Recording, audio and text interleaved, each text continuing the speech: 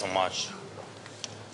So, President Zelensky, dear Volodymyr, it's a great honor and privilege to welcome you back here to the NATO headquarters and to return the warm welcome you gave me when I visited Kiev just a couple of weeks ago.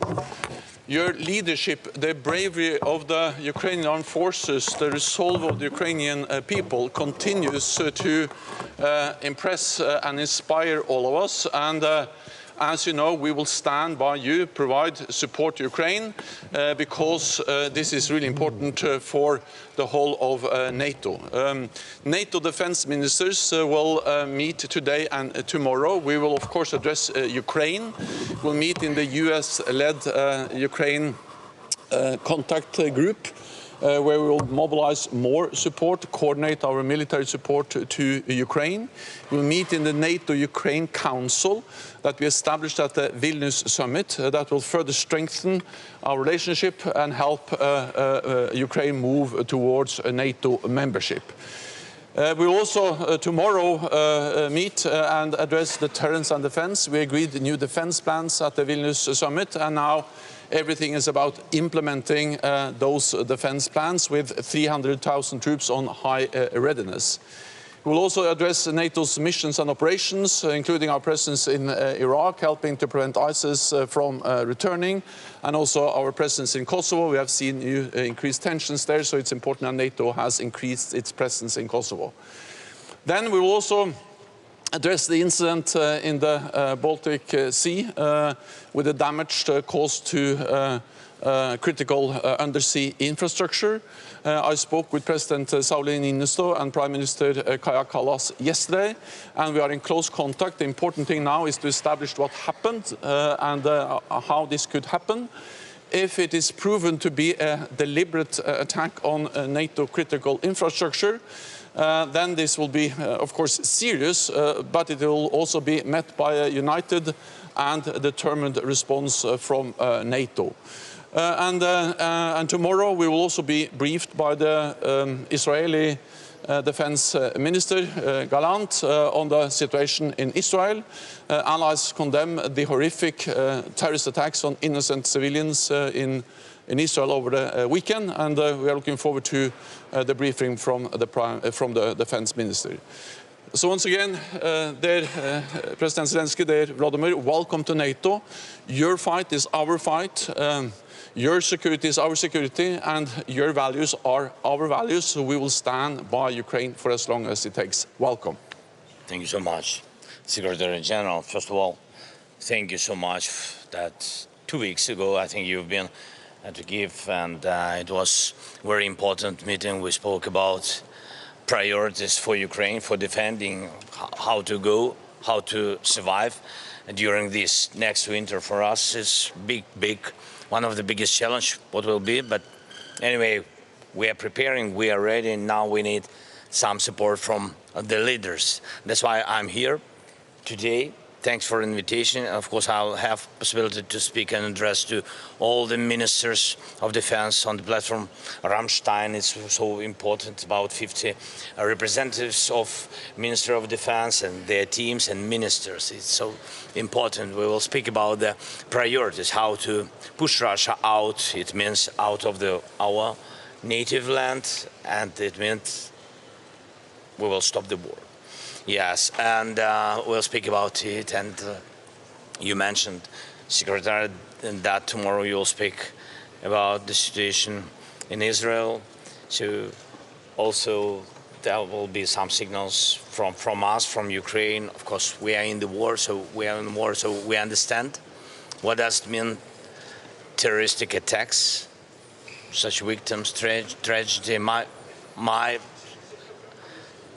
recommendation, if I can use this word, my recommendation for the leaders of the world. I remember the first days of our full-scale war. It began from terroristic attacks from Belarus by missiles, then Russian army, and you know that was the biggest tragedy what we had, and so many dying people and so many deaths, and it was very important not to be alone. very important. And it can help to save your nation, people, save their lives. So my recommendation to the leaders to go to Israel, and I think to support people, just people. I'm not speaking about any institutions, just to support people who've been under terroristic attacks, people who are dying now. It's very important. Unity is more important than to be alone. It's more strong. It's very important. That's what can I say about it.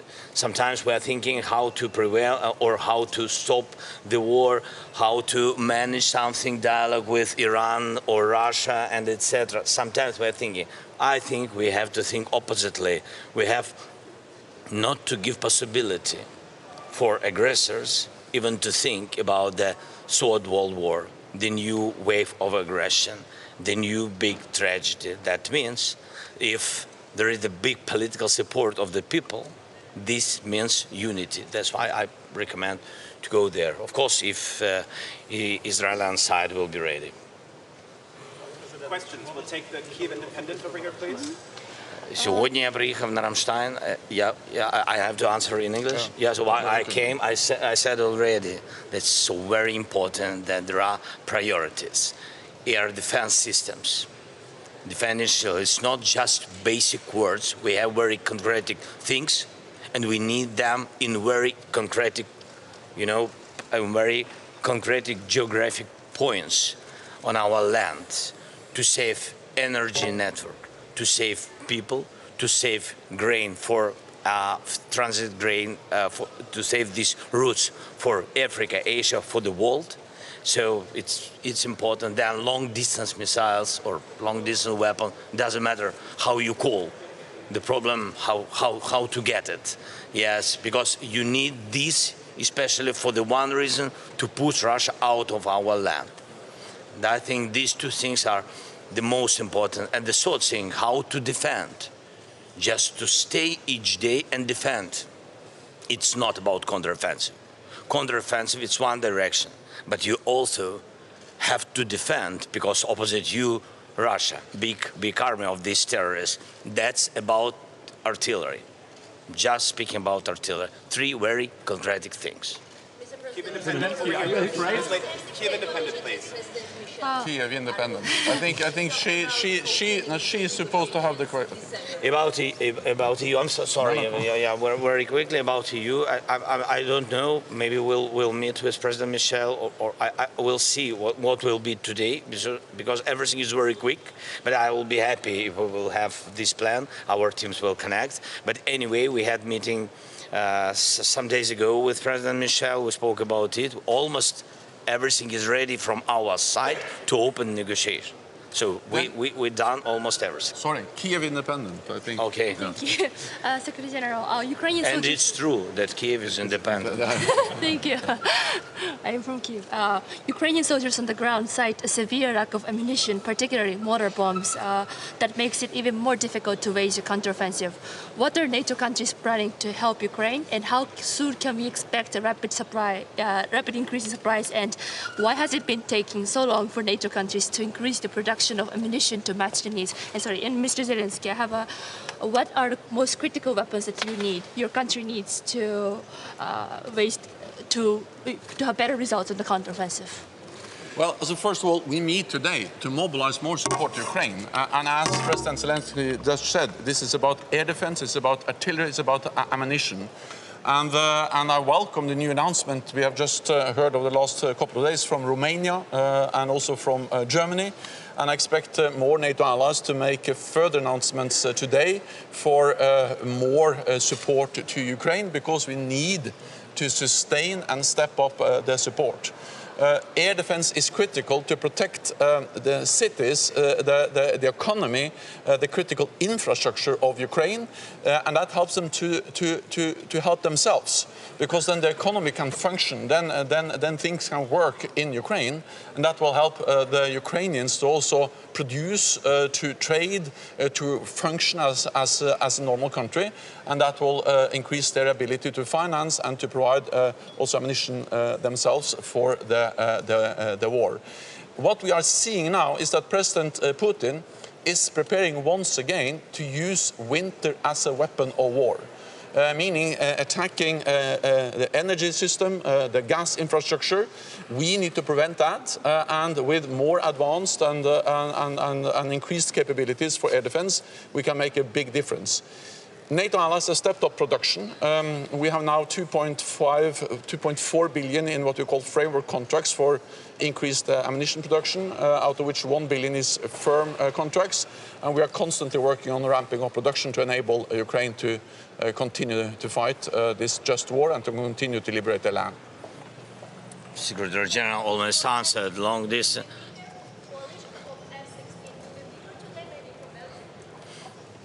We'll see. We'll have meeting with Prime Minister. I hope we will speak not only about F-16. We also have to think how to live during the war. It means the reconstruction. And there are some voices in the world that we don't have money to help Ukraine in reconstruction. The answer is very quick. You have assets.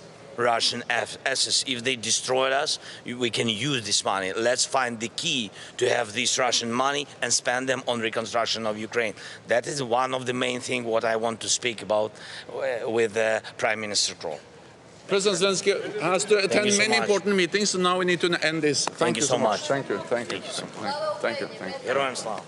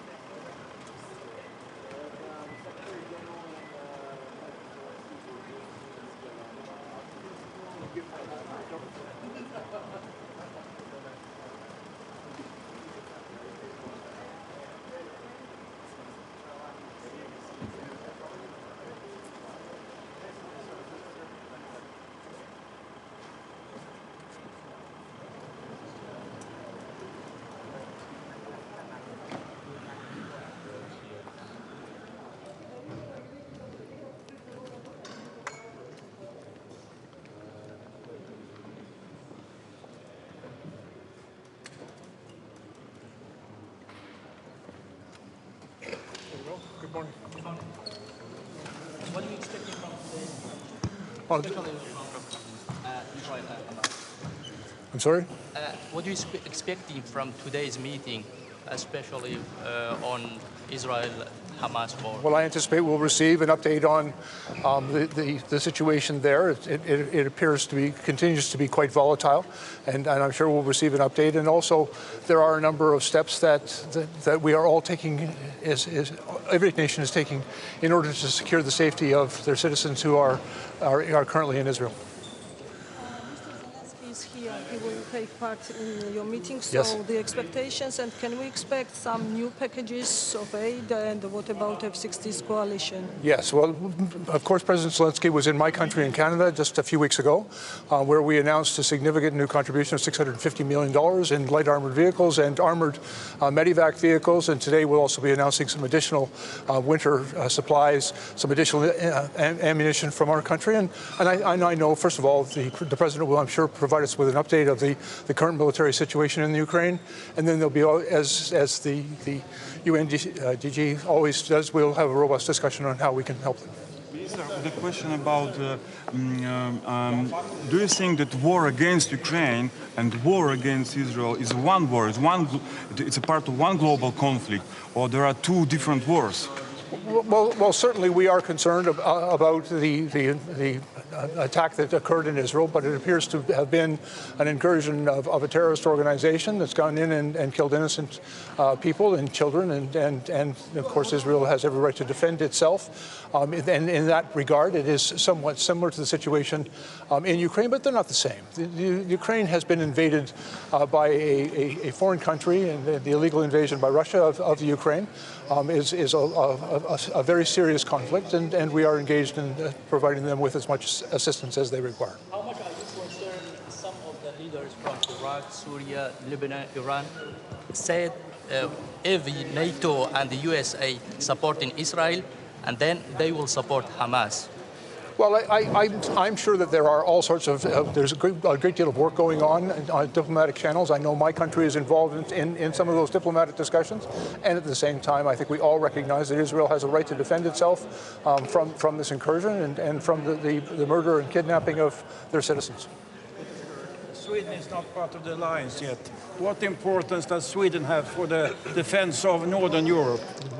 Actually, as an Arctic nation ourselves, we are very interested in working very closely with Sweden in the far north, and Canada supports Sweden's application and ascension in NATO as well, and we are going to continue to work with our NATO allies. Turkish and Hungarian counterparts. There are ongoing discussions with all of our NATO counterparts, and I'm sure those discussions will also take place today. Sorry? Back to Ukraine. Yes. Now that the US might divert their attention, do you expect Europe to step up the support to Ukraine? Well, first of all, I don't think that the United States, in all our conversations with our American allies, their attention and their support for Ukraine is unwavering and resolute. And I anticipate that will continue. And at the same time, we know that there are other conflicts in the world, particularly in Israel, that is deeply concerning to all of us. And the United States will be there to support them as well, as I understand. All right, thank you all very much. Have a good day.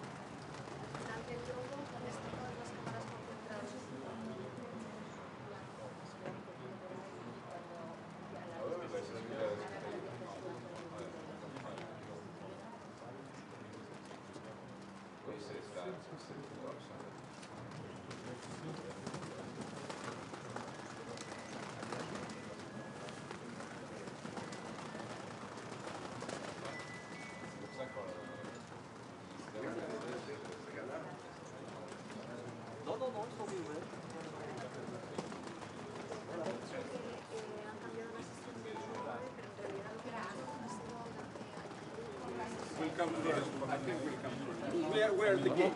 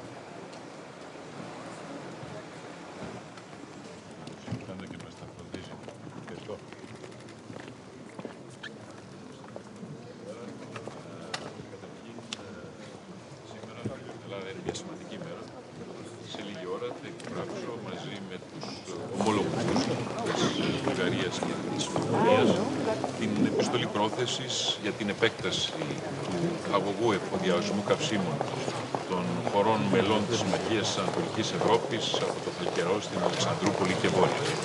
Επιβεβαιώνεται έτσι η ελληνική επιλογή, η Ανατολική Μακεδονία και ιδίως η Θράκη να γίνουν κόμβος εφοδιασμού των χωρών μελών της Συμμαχίας. Από εκεί και πέρα η συζήτηση για την Ουκρανία γίνεται τη στιγμή που υπάρχει η ανάφλεξη στην Μέση Ανατολή μετά την βάρβαρη επίθεση της Χαμάς κατά του Ισραήλ και ιδίως του αμάχου πληθυσμού. Θα ήθελα να πω ότι η Ελλάδα αντιλαμβάνεται πλήρως τις θεμιτές προσδοκίες των Παλαιστίνιων μέσα στο πλαίσιο των αποφάσεων του Συμβουλίου Ασφαλείας των ΗΠΑ. Όμως οι βάρβαρες επιθέσεις όπως αυτή της Χαμάς ενυποθηκεύουν ακριβώς αυτές τις προσδοκίες. Η Ελλάδα έχει σαφώς τεθεί δίπλα στο κράτος του Ισραήλ σε αυτήν την τραγική περίσταση. Αλλά θέλω να πω ότι αυτό πρέπει να το κάνουν όλες οι χώρες της συμμαχίας μας. Το ΝΑΤΟ είναι μια συμμαχία αξιών. Δεν είναι μόνο μια αμυντική συμμαχία. Και η βάρβαρη επίθεση της Χαμάς προσέβαλε ακριβώς αυτές τις αξίες που το ΝΑΤΟ πρέπει να υποστηρίζει. Τα ανθρώπινα δικαιώματα, την ανθρώπινη αξιοπρέπεια, την δημοκρατία, την ασφάλεια, τη ζωή. Πρέπει λοιπόν όλες οι χώρες, επαναλαμβάνω, όλες οι χώρες της συμμαχίας να έχουν μια σαφή, καθαρή θέση στο θέμα.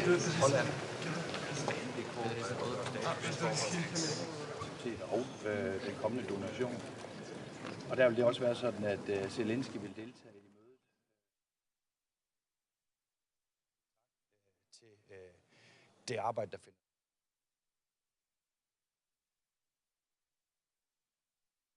Den fase, der handler om, hvordan kan vi så få doneret flyene, så de bliver operative i Ukraine. Og der er det jo vores forventning, at vi i første kvartal af 2024 vil være i stand til at donere vores første bidrag af kampfly til Ukraine.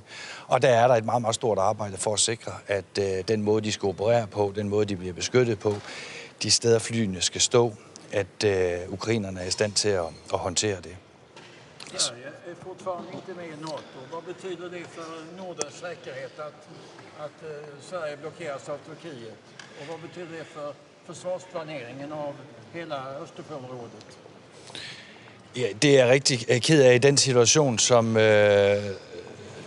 er i forhold til Sverige. Det er klart, at vi nu har et akut behov for, at Sverige bliver en del af NATO. og at vi ikke længere kommer til at vente på, at Sverige står i en standby-situation, hvor de ikke ved, om de så er medlem af NATO eller ej. Der blev givet nogle meget klare tilsagn på topmødet i juli måned, og det skal leveres. Og det er selvfølgelig også vigtigt, at Tyrkiet lever op til det, der er givet af tilsagn, nemlig at de kommer til at ratificere aftalen i parlamentet hurtigst muligt. Og der er det også min klare forventning, at det skal ske her i oktober måned. Troels Lund, kan du sige noget mere konkret omkring, jeg kan forstå, der er en donationspakke på vej i forhold til ammunition, 60-cifret millionbeløb, så vidt jeg har hørt. Kan du sige noget mere konkret om, hvad der er på vej fra Danmark? Det kan jeg ikke på nuværende tidspunkt. Det er rigtigt, vi sidder og arbejder på en ny donationspakke. Og det er også klart, at et af de elementer, der vil give god mening at tage en politisk beslutning om, det vil være yderligere ammunition. Det er jo ikke mere end nogle få dage siden, at vi kunne offentliggøre, at vi har erhvervet en grund i Elling omkring Frederikshavn med henblik på at lave en mulighed for ammunitionsproduktion i Danmark. Det er klart, det er på den længere bane. Det vi arbejder med nu, det er på den kortere bane. Og vi ser også på, hvordan vi kan tage initiativer sammen med andre lande i forhold til at indkøbe ammunition sammen og lave donation til Ukraine. Og hvad med flyene? Hvornår kommer de første kampfly afsted til Ukraine, og hvor mange? Ja, altså det er mit klare mål, at vi i første kvartal 2024, som det ser ud nu, marts eller april, vil være i stand til at sende de første fly afsted. Men det afhænger også af, hvordan træningsindsatsen går i forhold til de piloter, der skal efter- og videreuddannes, og ikke mindst det støttepersonel, der skal til for at servicere flyene. Og så skal jeg også lige høre det her C-130-fly. Hvornår kan de hente de danskere, der er i Israel? Ja, jeg har som sagt truffet beslutningen her til morgen, og nu er der nogle praktiske ting, der skal på plads i forhold til overflyvningstilladelser og lignende. Og derfor forventer jeg, at vi i løbet af kort tid, det vil sige timer og ikke dage, vil være i stand til, at C-130-flyet vil være tilgængelig i Israel. Nu er der jo også, kan man sige, selvfølgelig Ukraine er på dagsordenen i dag, men krigen mellem Israel og Hamas kommer også til at fylde. Er du bange for, at den kan komme til at overskygge for det engagement og den støtte, der har været blandt NATO-landene til Ukraine? Jeg tror, man må sige det meget klart, at den ulykkelige situation, som vi ser i Israel, og det voldsomme terrorangreb, som Hamas har rettet mod primært den israelske befolkning, er jo fuldstændig uacceptabelt. Og det kommer selvfølgelig også til at optage politisk opmærksomhed. Det siger sig selv. Det er jo vigtigt, at det her det ikke på den måde kommer til at skygge for de vigtige beslutninger, der skal tages i forhold til Ukraine. Men det er jo en ustabil verden, vi lever i, og derfor kommer amerikanerne selvfølgelig også til med god grund at bruge noget af deres opmærksomhed på, hvad der sker i Mellemøsten. De har jo også besluttet at sende et hangarskib til Mellemøsten med henblik på at være til stede i området. Skal vi vende militær grej den vej, Troels Lund?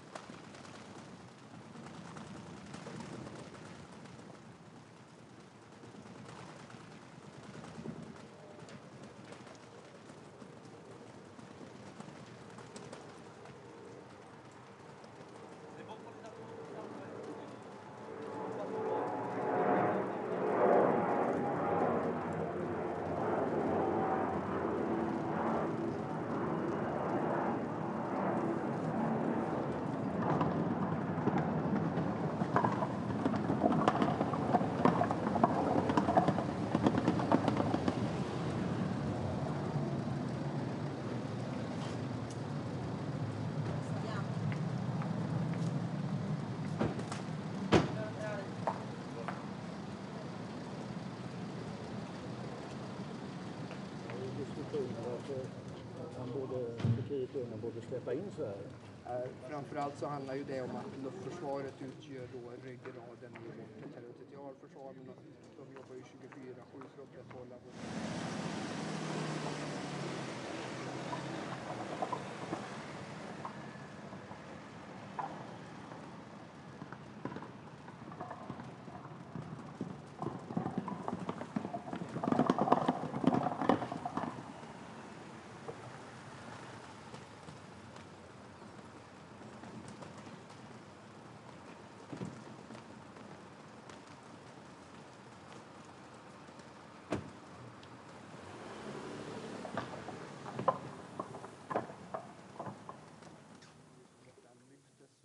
Det har varit diskussioner och efter detta också. Det ska ju ses som ett av flera initiativ nu för att stärka den här uppgiften.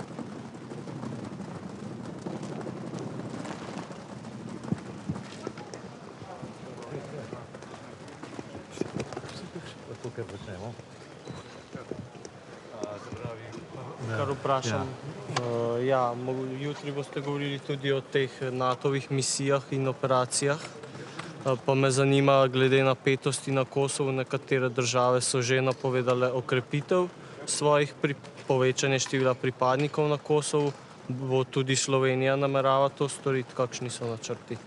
No, znano je, da je v prejšnjem mandatu prejšnja vlada zmanjšala prisotnost na Kosovu.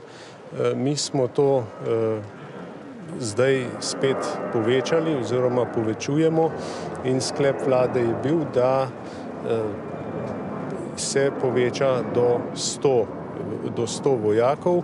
Slovenski vojaki so tam predvsem kot nekinetične sile, se pravi, ali po domače povedano neubojne, se pravi mirovne. In zagotovo je Zahodni Balkan prioriteta Slovenije in zato tudi povečujemo prisotnost tam. V okviru teh napetosti še kaj dodatno? No, kot sem rekel, usmeritev vlade Republike Slovenije je, da se prisotnost krepi in to tudi delamo.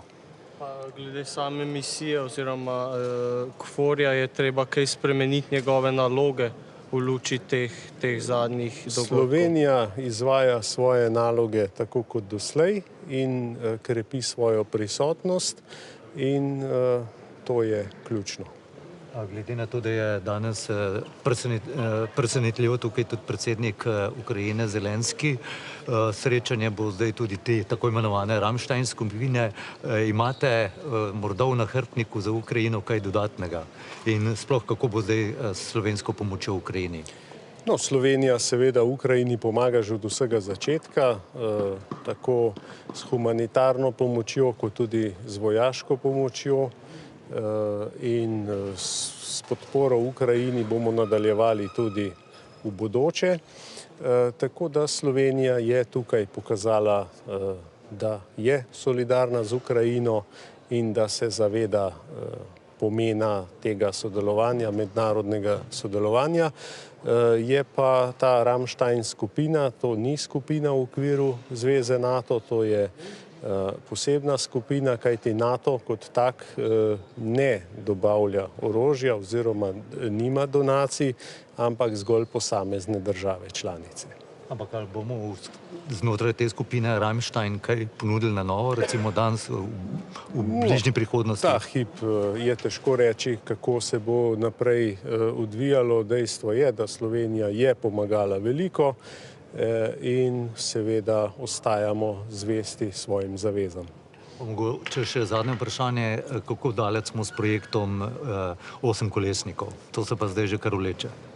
No, ne bi rekel, da se vleče, glede na to, da smo lani, takoj ko je vlada začela z delovanjem, izstopili oziroma začeli izstop iz Okarja in zdaj po letu dni pravzaprav ne moremo govoriti, da je to neka dolga doba. Mi smo pripeljali ta proces do te mere, da bomo lahko izbrali tistega, ki bo najbolj ugoden. Je pa pri tem seveda, kot sem že večkrat povedal, tudi treba pregledati, da po domače povedano vse štima. Mi si ne moremo privoščiti spet enega nakupa, ki bi imel sence dvomov in ki ne bi bil ustrezen. Tega smo imeli v zgodovini že preveč in te nakupe je treba pač izvajati tako, da bodo potem tudi operativni. In želimo dobiti vozilo, ki je operativno, ki ni prototip,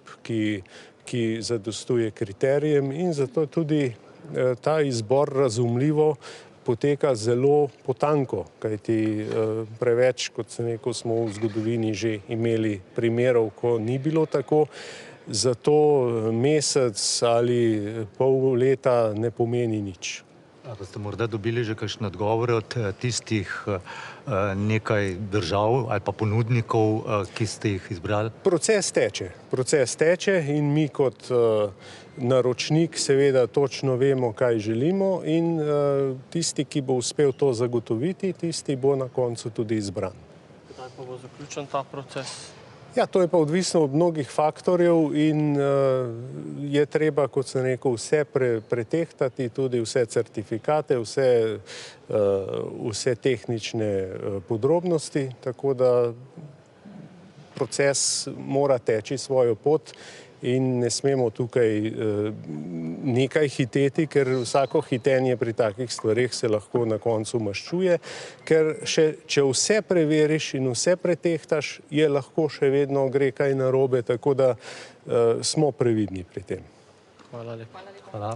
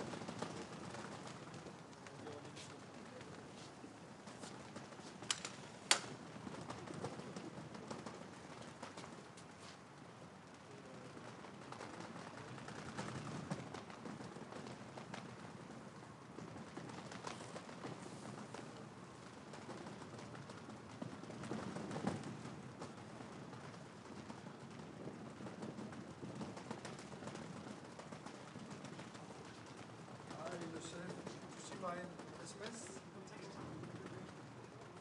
Can we be up at 10?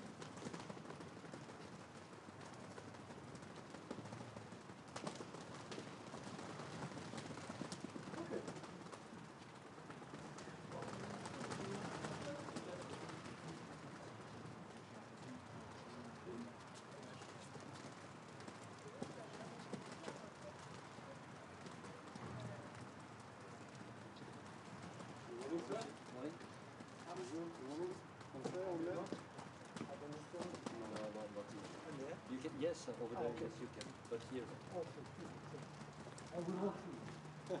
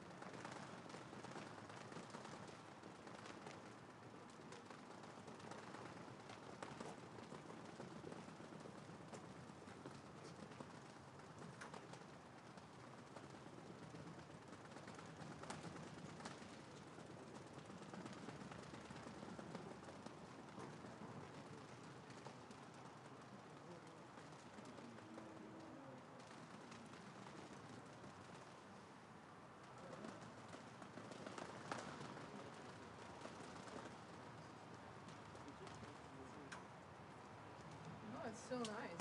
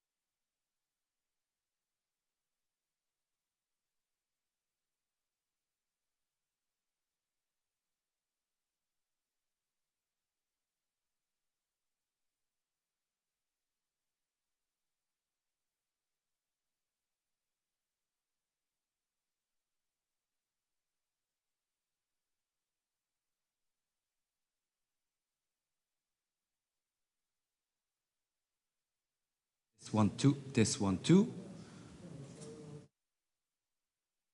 1, 2, 1, 2, mesdames.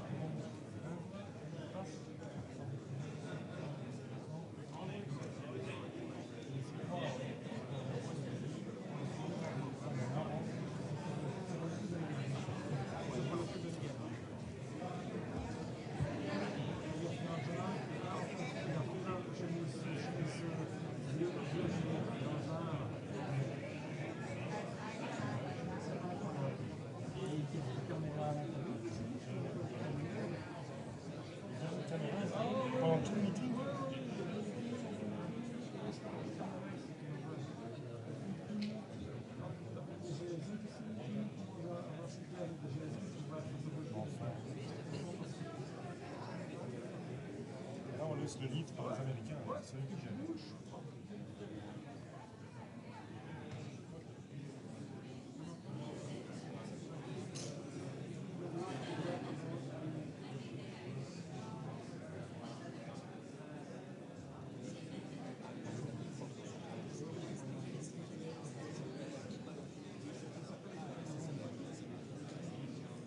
I guess they can sit wherever they want. I have a name for the minister if he's going to sit.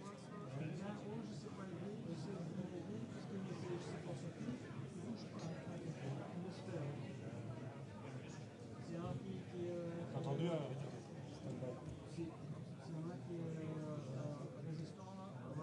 ça veut dire c'est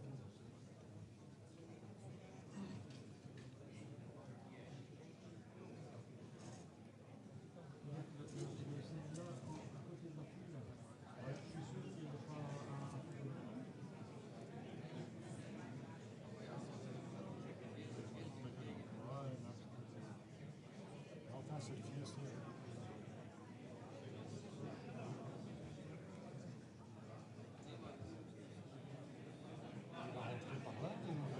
Parce que là, ça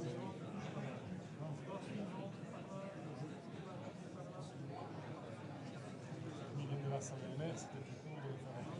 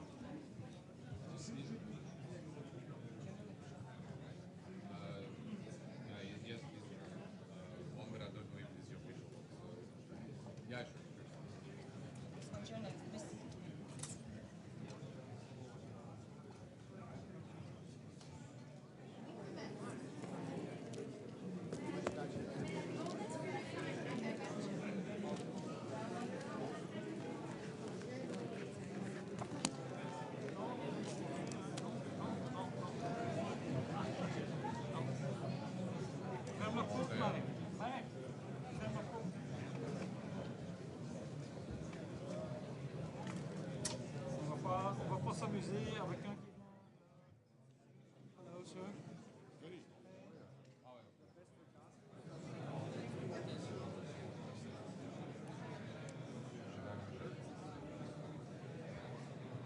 Quelle chance au prix.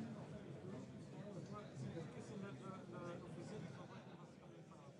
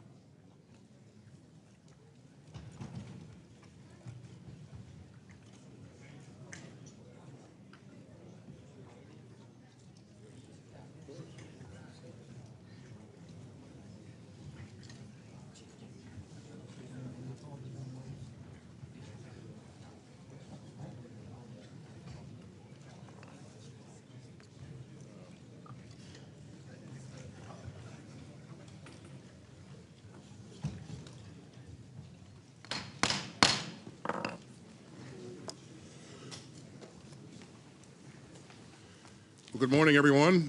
Thanks for joining us for the 16th meeting of the Ukraine Defense Contact Group.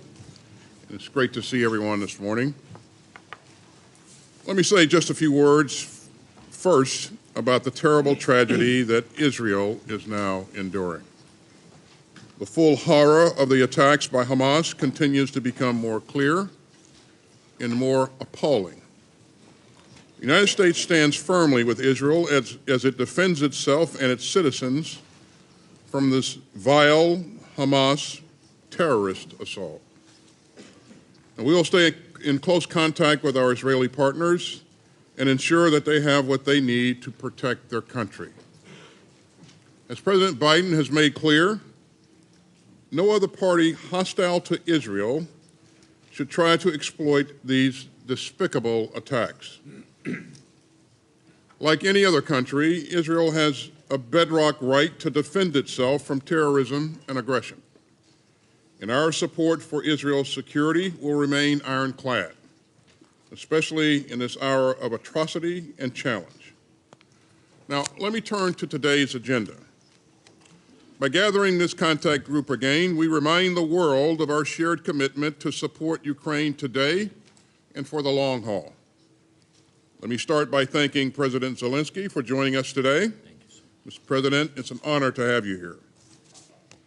And you can see firsthand the scope and the determination of the coalition that has done so much to help Ukraine's fight for freedom. Let me also thank Minister Umerov and the rest of the Ukrainian delegation for joining us today. I'm delighted to be here with our new chairman of the Joint Chiefs of Staff, General C.Q. Brown. Welcome to your first Ukraine Defense Contact Group, General. It's great to have you here with us.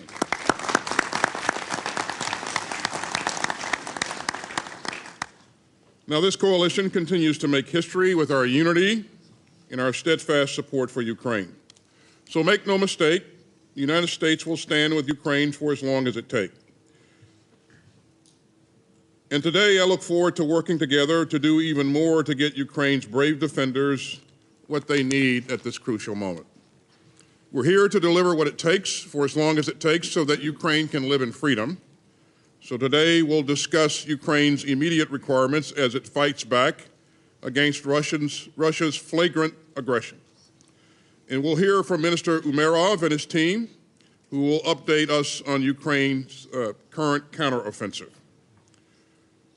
Ukraine is making steady progress forward, and it continues to liberate key terrain from the dug-in Russian invaders. This is a hard and dangerous fight, and we salute the incredibly brave Ukrainians risking their lives to drive back Putin's army of aggression. And the current battle only underscores the importance of the life-saving security assistance from everyone here that has kept Ukraine in the fight. So as winter approaches, our task in this contact group is twofold. We must continue to rush Ukraine what it needs to meet its urgent current challenges, even as we continue to develop Ukraine's combat capabilities to ward off future dangers. So we're here to dig deep to meet Ukraine's most urgent needs, especially for air defense and ammunition. I look forward to hearing about the new support packages that many countries here are preparing. And I'm proud that the United States will announce its latest security assistance package for Ukraine, valued at $200 million. It includes AIM-9 munitions for a new air defense system that we will soon deliver to Ukraine, as well as artillery and rocket ammunition, precision aerial munitions, anti-tank weapons, and equipment to counter Russian drones. That puts America's total commitment at some $43.9 billion since the start of Putin's war. And I'm proud that this coalition of some 50 nations of goodwill from around the world has rallied to commit more than $33 billion in security assistance to Ukraine. In fact, more than a dozen of our allies have committed more to Ukraine than the United States as a percentage of their GDP. Now, we're also here to discuss how to balance our immediate support to defend Ukraine with our longer-term assistance. The next step forward in our long-term vision will be working with our fellow contact group members to organize what we're calling capability coalitions. Now, these coalitions will be responsible for coordinating contributions from coalition members for each major capability area. We've already organized highly effective coalitions focused on Leopard tanks and F-16 training, which have marshaled resources from multiple countries. But now we're taking this concept a bit further. We're asking countries to organize coalitions focused on wider capabilities beyond just specific platforms. Just as this contact group surged capabilities to support Ukraine's immediate needs, we will also organize ourselves to coordinate our investments in Ukraine's future force. Now, we all know better than to underestimate the degree of Putin's malice and frustration. And we saw that again last week with the horrifying Russian missile strike in the Kharkiv region that killed dozens of Ukrainian citizens. And we should be ready for the Kremlin to again bombard Ukraine this winter with cruise missiles and drones. And we should expect Putin's forces to cruelly and deliberately put Ukraine's cities, civilians, and critical infrastructure in their gun sights. And by turning civilians into targets, Putin hopes to break the spirit of the Ukrainian people and plunge them into bitter cold and darkness. But he will fail, and we all know it. Putin hoped to demoralize the Ukrainian people. Instead, he demoralized the Russian military. Putin hoped to isolate Ukraine. Instead, he isolated Russia. And Putin hoped to fool the whole world. Instead, he couldn't even fool his own mercenaries. So in this war of aggression, nobody should assume that time is on the Kremlin side. We stand together today determined to ensure that Ukraine has the support that it needs for another winter of war. Unity will remain the beating heart of this coalition. The Kremlin never predicted our strength and our unity of purpose. And the Kremlin certainly did not bargain on our continued resolve nearly 20 months into Russia's needless and reckless war of choice. So I'm inspired again looking at all the countries around this table, even while Putin is left pleading for support from Iran and North Korea. We stand together, Putin stands alone. And everyone here understands the stakes and why Ukraine's fight to defend itself matters. Ukraine matters because Putin's war of choice is a vast and urgent threat to security in Europe. Ukraine matters because Russian aggression clearly challenges our NATO allies. Ukraine matters because Russian atrocities against civilians offend our shared values and threaten the rule of law. And Ukraine matters because Russian attacks on Ukrainian grain are deliberately inflicting hunger and suffering on innocent people around the world. And Ukraine matters because if great powers can invade their peaceful and democratic neighbors with impunity, it will claw away the rules-based order that has made the world so much safer since the end of World War II. That is what has brought us together again. As I've said before, I continue to firmly believe that our support for the forces of freedom in Ukraine will hold fast in any season or any storm. So thanks again for being here, and now, for the first time in person at the Ukraine Defense Contact Group, let me give the floor to President Zelensky. Mr. President, welcome again. We're delighted to have you here. Thank you so much. I see.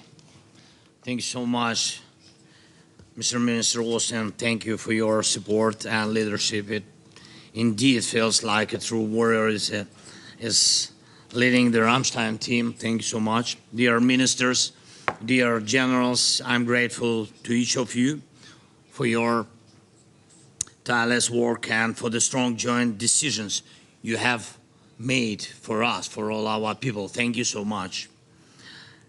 General Brown, this is the first time you are participating in a Rammstein meeting, and I think it is very, very symbolic, given your military background as a combat pilot and an F-16 pilot.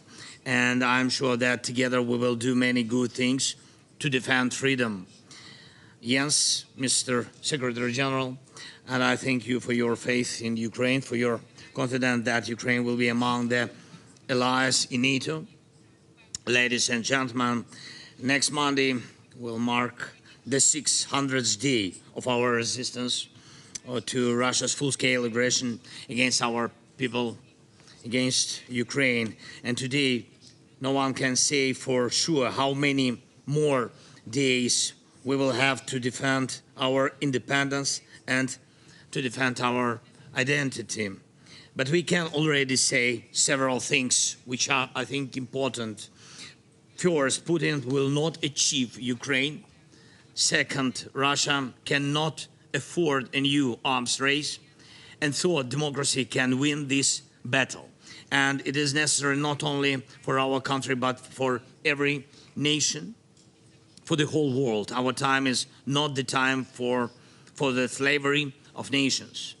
You all know that Moscow's ambitions have never been limited to Ukraine, and we all want these ambitions to be defeated in Ukraine as soon as possible. And this is the best opportunity, so that we don't have to look for shells and supply tanks to other countries in Europe, Asia, Africa, that the Russian dictator may try to turn into ruins or seize into his crazy empire or zone of influence. And I know that NATO is ready and capable of protecting its members from external aggression. And may we never have to experience this in reality. And I know what steps can protect Europe and the world from the spread of Russian aggression. And I know what is needed to speed up the just end of this war. Let me emphasize a just end, full protection of our sovereignty, full restoration of our territorial integrity, full guarantee of Ukraine's security after this aggression.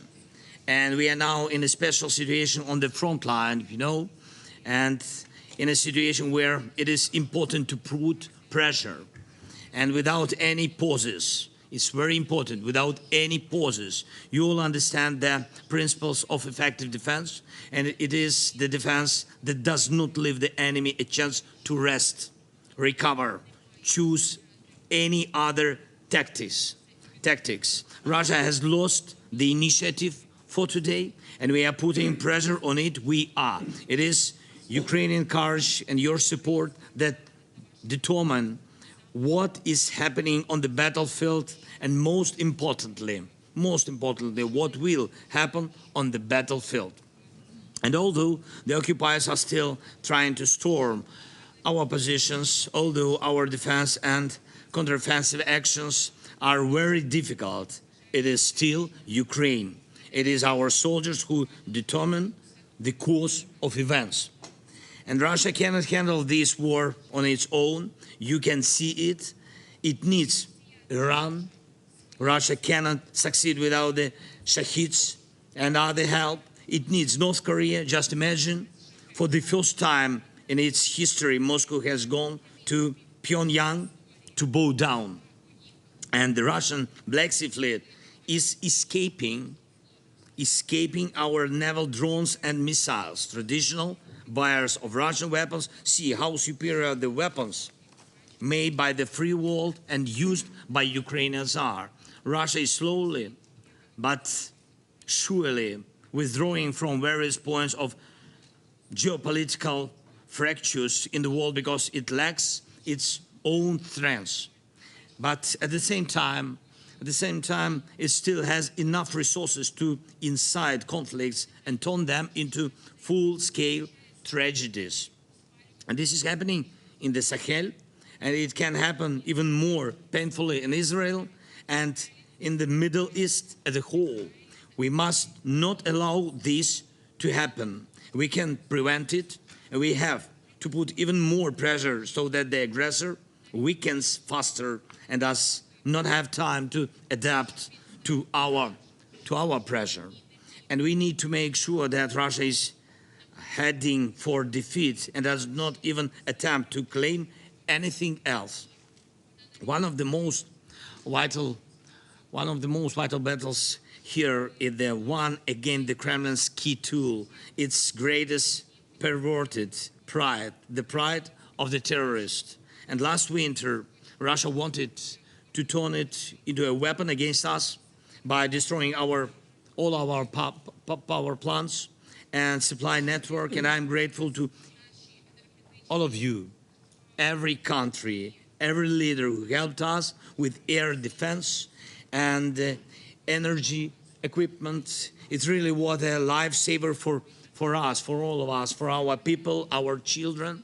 And obviously this winter, Russia will try to repeat those tactics, but with certain conclusions and greater terrorist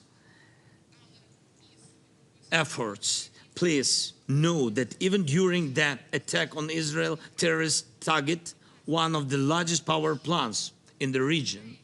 And until last winter, when Russia relied on these tactics, other terrorists had not done so in such attacks.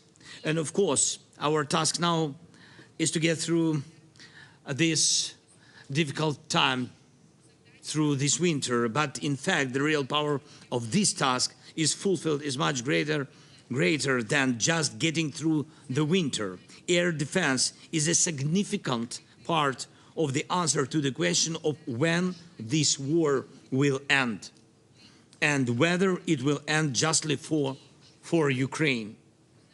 And I'm confident that it can be so, it will be so. Everyone can see what the protection of the sky gives. It is guaranteed that there will be normal life in the cities. There will be an economy. There will be people. Long-range air defense can also ensure the functioning of our corridors in the Black Sea and the Danube region.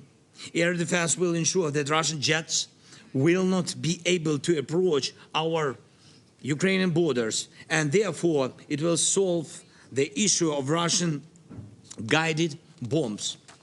And we all need this kind of push now, a step forward in our defense, air defense.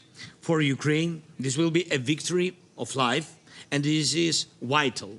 For Russia, it will be a failure of its key strategy, the strategy of terror. What will it have left by this? And we need to protect people. We need the opportunity to live and accumulate economic activity. And we need normal exports. Grain is the key to global food security, Ukrainian grain.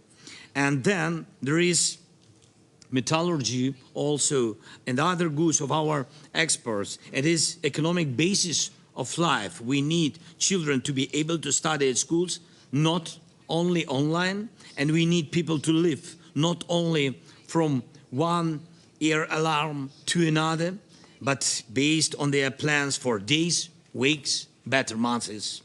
When this happens, the majority of our people who have found temporary refuge abroad will start to come back. Millions of Ukrainians, I'm sure, the stronger we are socially and economically, the more powerful we'll be in the military sense. We will be able to ensure the work of a greater number and capacity of defense industries in Ukraine. We will be able to depend much less on the assistance of our partners, and we will be able to provide more support to the front line. Dear friends, we must win the winter battle against terror, and we can win it, and along with it, we can win the battle for how and whose terms this war will end. Ukraine can survive, and it will survive. However, it is important to take the weapons out of the hands of the enemy. What is Russia's strength? Let's be honest. only the fact that they can destroy lives. Russia is not capable of doing anything else. Is it a security donor? Really? No. A supporter of development? No. A political pole? No. A source of economical growth? No. A terrorist? Yes. Yes, that is the only thing. And that threatens Ukraine and many other nations. We need to get this instrument out of Russia's hands, the instrument of terror. And the answer is air defense and other types of weapons, the list of which we'll discuss, and my team, of course, will share with you. And above all, please remember that this will not only help to bring a just end to the war for us, but also keep the war away from you, from your borders and borders of your allies, from the alliance. Missiles and drones will not fall in Romania, in Poland, or elsewhere if they cannot overcome the protection of the Ukrainian sky. Terrorists like Putin or like Hamas seek to hold free and democratic nations as hostages, and they want power over those who seek freedom. The terrorists will not change, they just must lose. And that means we must win. We do. It requires patience, it requires steady and continuous support. We need to take the right steps that save lives of the people for real. Vital steps and strengthen their defense significantly. Air defense is a must, and I'm sure you heard me. Thank you for your invitation. Thank you very much for your attention and for your common big support during all these days, weeks, months of full-scale war. Thank you and your nations. Slava Ukraini!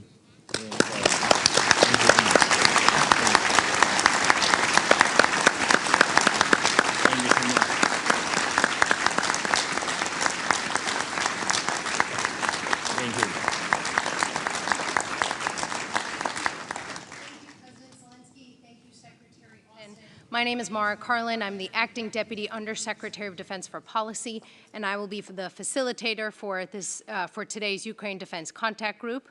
I would like to now turn to NATO's Secretary General Stoltenberg. Thank you. Thanks so much, President Zelensky, Secretary Austin, Minister Umarov, and General Brown.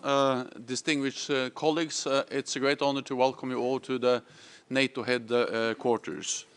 Secretary Austin, dear Lloyd, thank you for your leadership. You have been instrumental since day one in garnering international support to Ukraine's war effort. President Zelensky, your leadership, the heroism of the Ukrainian armed forces and the resolve of the Ukrainian people have impressed us all. When President Putin launched his full-scale invasion of Ukraine last year, he thought Kiev would fall within days and Ukraine within weeks. He was wrong. The Ukrainian armed forces have exceeded expectations again and again. You have taken back 50% of the territory seized by Russia since February last year. You have inflicted a high cost on the Russian forces. Russia is degraded militarily, weaker economically, and more isolated politically. But there is no sign that Putin has given up on his ambitions. On the contrary, Russia has increased attack on critical infrastructure and is preparing again to use winter as a weapon of war. So we must continue to step up and sustain the steady flow of weapons and ammunition to Ukraine. The stronger Ukraine is on the battlefield, the stronger they will be at the negotiating table, and the sooner this war will end. And we need to put in place a long-term framework that will ensure history does not repeat itself. Therefore, all allies agree that Ukraine will become a member of NATO. At our Vilnius summit in July, allies removed the requirement for a membership action plan, We introduced a program to make Ukraine's armed forces fully interoperable with your future allies. And we established the NATO-Ukraine Council where allies and Ukraine sit as equals. So there, Volodymyr, again, it is a pleasure to welcome you to NATO. Your fight is our fight. Your security is our security. Your values are our values. We will stand with Ukraine for as long as it takes. Thank you.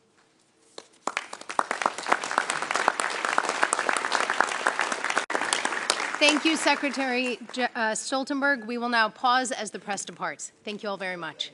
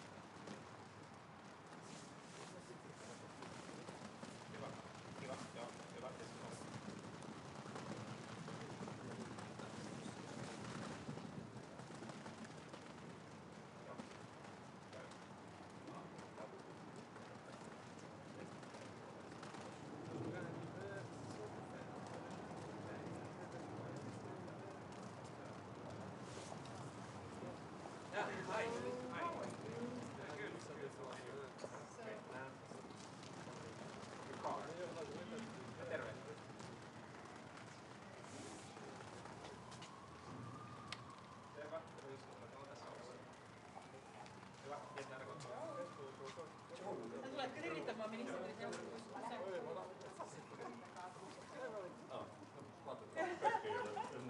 Väga hea sõnakasutus praegu sellel hetkel. Mul ettevaatlik kolmandate osapoolte sekkumine osas.